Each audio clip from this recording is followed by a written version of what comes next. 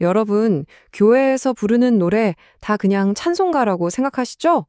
근데요, 어떤 교회들은 무려 2000년 된 노래, 그러니까 10편만 고집한다는 거 혹시 들어보셨어요? 오늘은 바로 그 깊고도 아주 흥미로운 이야기를 한번 파헤쳐 보려고 합니다. 아니, 왜 굳이 2000년이나 된 노래만 부르는 걸까요? 요즘 좋은 찬양도 얼마나 많은데요, 그쵸? 이게 그냥 취향 문제가 아니더라고요. 신학자 리아이언스의 주장을 쭉 따라가다 보면 이 고집 뒤에 숨겨진 아주 탄탄하고 놀라운 신학적인 원리를 발견하게 됩니다. 자, 한번 같이 들어가 보실까요? 자, 그래서 오늘 우리가 살펴볼 내용 간단히 짚어볼게요. 우선 이 모든 논쟁의 바탕이 되는 보이지 않는 규칙이 뭔지 알아볼 거고요. 이걸 근거로 오직 시편만이라고 주장하는 쪽의 얘기를 들어볼 겁니다. 그러고 나서 진짜 논쟁의 핵심이 뭔지, 또 그걸 뒷받침하는 세 가지 증거는 뭔지 살펴본 다음에 새 노래는 그럼 어떻게 만들어지는 건지, 그리고 마지막으로 이 해묵은 논쟁이 도대체 오늘날 우리에게 왜 중요한지까지 차근차근 짚어보겠습니다. 자, 첫 번째 순서입니다. 이 시편만 불러야 한다는 주장을 제대로 이해하려면요, 먼저 알아야 할 게 있어요. 바로 예배에 숨겨진 어떤 보이지 않는 규칙 같은 건데요. 모든 이야기는 바로 여기서 시작됩니다. 네, 바로 예배 규범 원리라는 건데요. 말이 좀 어렵죠? 근데 내용은 아주 간단해요. 예배 시간에는 성경이 명령한 것만 하자. 딱 이겁니다. 이게 왜 그렇게 중요하냐면요. 10계명 중에 두 번째 계명이 우상을 만들지 말라 하잖아요. 이게 사실은 네 생각대로 하나님을 만들어서 예배하지 마. 이런 뜻이거든요. 그러니까 예배는 우리 아이디어가 아니라 오직 하나님이 정해주신 방법대로만 드려야 한다는 아주 중요한 원칙인 거죠. 자, 그럼 이 예배 규범 원리라는 렌즈를 딱 끼고 찬송을 한번 들여다볼까요? 와, 그러면 정말 강력하고 어떻게 보면 아주 완벽해 보이는 결론에 딱 도달하게 됩니다. 이분들의 논리는요, 정말 단순하면서도 강력해요. 아니, 하나님이 직접 영감을 주셔서 만든 150곡짜리 완벽한 찬송가, 바로 시편이 있는데 왜 굳이 불완전한 인간이 만든 노래를 불러야 합니까? 라는 거예요. 와, 이렇게 들으면 정말 시편만 부르는 게 예배 규범 원리를 가장 완벽하게 지키는 길처럼 보이잖아요. 그런데 바로 여기서 신학자 리아이언스가 아주 흥미로운 반전을 딱 제시합니다. 이 문제는 예배 규범 원리를 지킬 거냐 말 거냐 같은 흑백 논리가 아니라는 거예요. 진짜 핵심 질문은 이거죠. 과연 성경은 노래를 어떻게 규정하고 있는가? 와, 이건 판을 완전히 다르게 보는 겁니다. 바로 이 지점이 아이언스의 주장의 심장이라고 할 수 있습니다. 정말 기가 막힌 질문을 던지죠. 자, 여러분, 우리가 예배 때 부르는 노래는요, 영감받은 성경 말씀을 한 글자도 안 틀리고 그대로 읽는 성경 봉독 같아야 할까요? 아니면 목사님이 성경 진리를 자신의 언어로 풀어서 설명해주는 설교와 더 가까울까요? 와, 어느 쪽이냐에 따라서 모든 게 달라지겠죠? 자, 그럼 아이언스는 이 엄청난 질문에 대해서 뭐라고 답할까요? 그는 성경 자체에서 아주 강력한 증거 세 가지를 딱 찾아내서 보여줍니다. 그의 주장은 이 세 가지 기둥으로 이루어져 있어요. 첫째, 성경에 시편 말고 다른 노래가 있다는 사실. 둘째, 사도 바울의 아주 명확한 명령. 그리고 마지막으로 성경 전체를 꿰뚫는 어떤 패턴, 즉 역사의 흐름입니다. 자, 하나씩 뜯어볼까요? 자, 첫 번째 증거.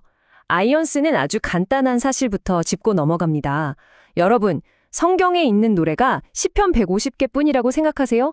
천만에요. 보세요. 출애굽하고 나서 모세와 백성들이 불렀던 그 엄청난 노래, 또 사사시대에 드보라가 불렀던 승리의 노래, 이런 것들 전부 시편에는 없지만 명백히 하나님께 영감받은 찬양이거든요. 그러니까 성경 스스로가 노래는 시편에만 있다는 틀을 깨고 있는 거죠. 그리고 이 흐름은요, 놀랍게도 신약시대로 그대로 이어져요. 예수님의 어머니 마리아가 불렀던 그 유명한 찬가, 요한계시록에서 천사들이 부르는 하늘의 새 노래, 심지어 고린도전서에서는 성령의 은사로 즉흥적으로 찬송을 지어 부르기도 했어요. 이 모든 게 뭘 보여주겠어요? 초대교회는 구약 시편에만 갇혀있지 않았다는 거예요. 예수 그리스도라는 엄청난 사건 앞에서 그들은 당연히 새로운 노래를 부를 수밖에 없었던 거죠. 자, 두 번째 증거는 더 강력합니다. 바로 사도 바울의 직접적인 명령인데요. 바울이 만약 시편만 부르길 원했다면 그냥 시편을 부르라고 했겠죠. 그런데 그렇게 말하지 않았어요. 뭐라고 했죠? 시와 찬미와 신령한 노래들로 서로 가르치라고 했단 말이에요. 아이언스는 이걸 보고 이 다양한 단어들이 그냥 시편의 다른 이름이 아니라 새로운 형태의 노래, 즉 창작의 문을 활짝 열어둔 것이라고 해석하는 겁니다. 한번 생각해 보세요. 바울이 왜 굳이 노래를 부를 때 모든 지혜를 다해서 하라고 했을까요?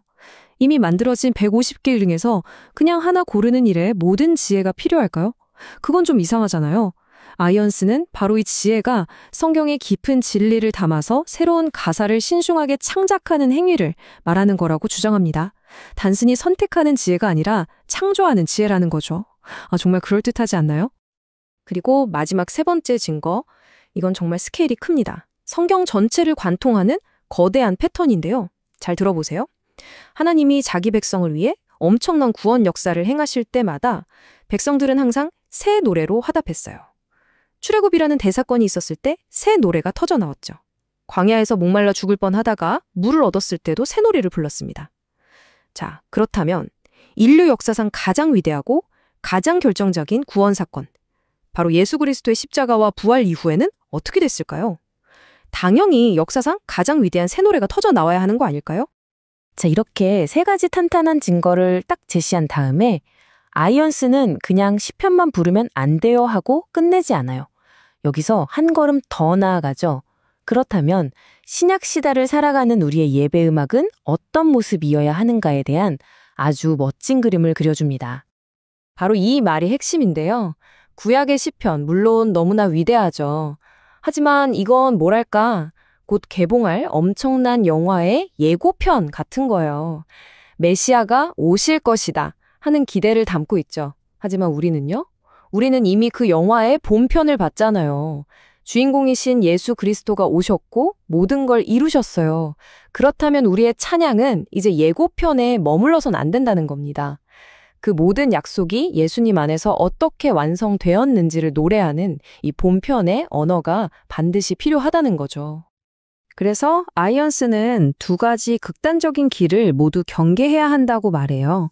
한쪽은 시편만 고집하다가 정작 예수님이 이루신 그 위대한 사역을 제대로 노래하지 못하게 되는 위험, 그리고 다른 한쪽은 시편을 아예 무시해버려서 찬양이 성경적인 뿌리를 잃고 가벼워지는 위험, 이 둘 중 어느 쪽으로 치우쳐도 온전한 예배가 될 수 없다는 겁니다.